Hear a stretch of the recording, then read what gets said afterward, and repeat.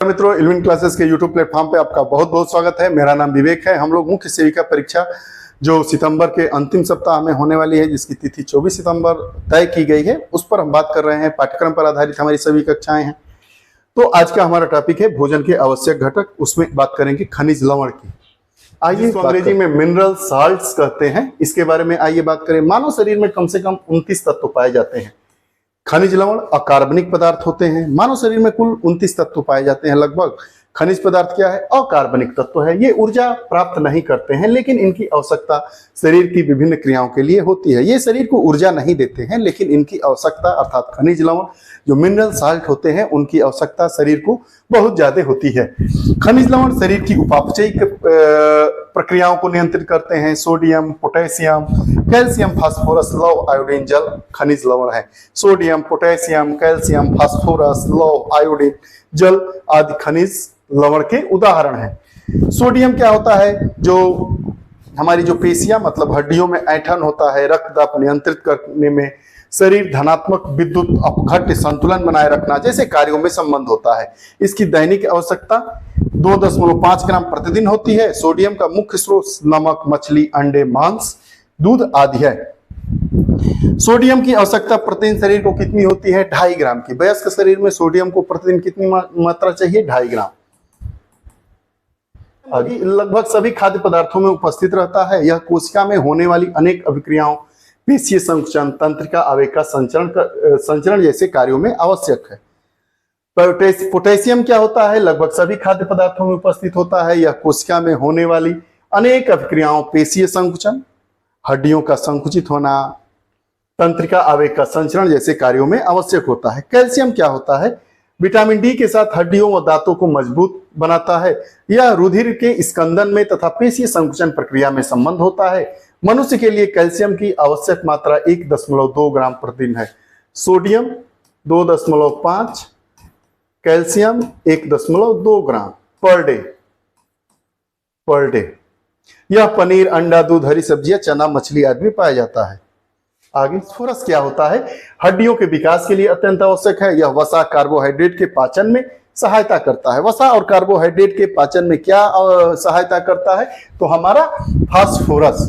मानव शरीर के लिए फास्फोरस की आवश्यकता 1.2 ग्राम प्रतिदिन है। दूध, पनीर, हरी सब्जियां, बाजरा, राई, जई, कलेजी, गुर्दे आदि में फास्फोरस के सोर्स है।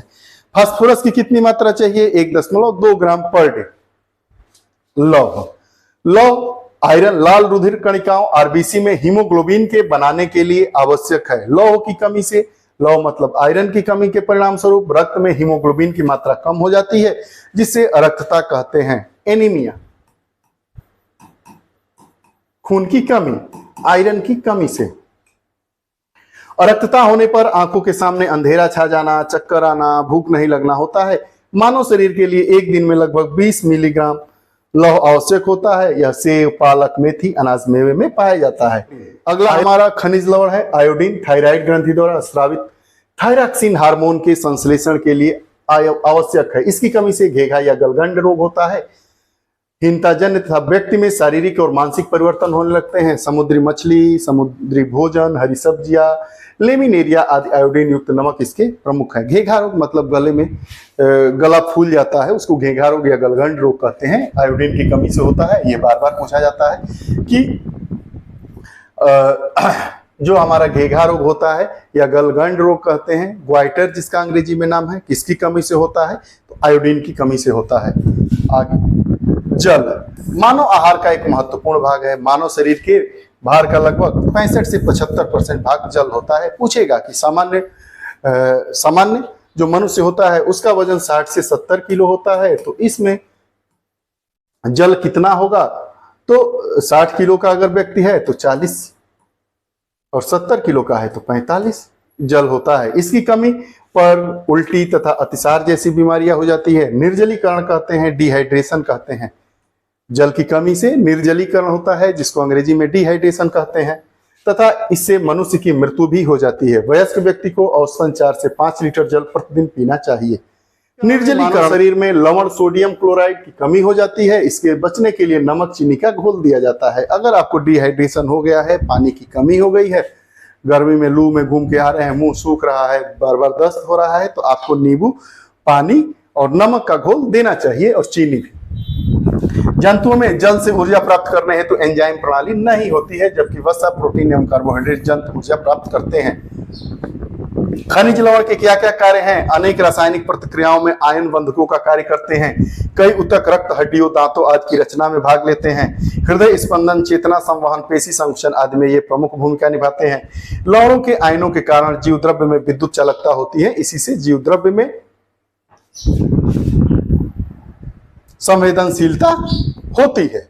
ये रही बात आपके खनिज लवण की। खनिज लवण किसे कहते हैं, किस किस खनिज लवण की कमी से कौन कौन से रोग होते हैं, उनकी भरपाई कैसे की जाती है, इससे भी प्रश्न पूछे जाते हैं। भोजन के आवश्यक घटक में हम लोगों ने 3 कक्षाओं में अपनी बातें पूरी की, अपने सिलेबस को पूरा किया। पहला प्रोटीन, कार्बोहाइड्रेट और वसा, दूसरी कक्षा थी हमारी विटामिन की, और तीसरी कक्षा खनिज लवण की। आपको यह हमारी कक्षाएं कैसी लगती हैं? आप अपने कमेंट सेक्शन में अपने विचार जरूर दें। फिर नई कक्षा के साथ उपस्थित होंगे, तब तक के लिए बहुत बहुत धन्यवाद।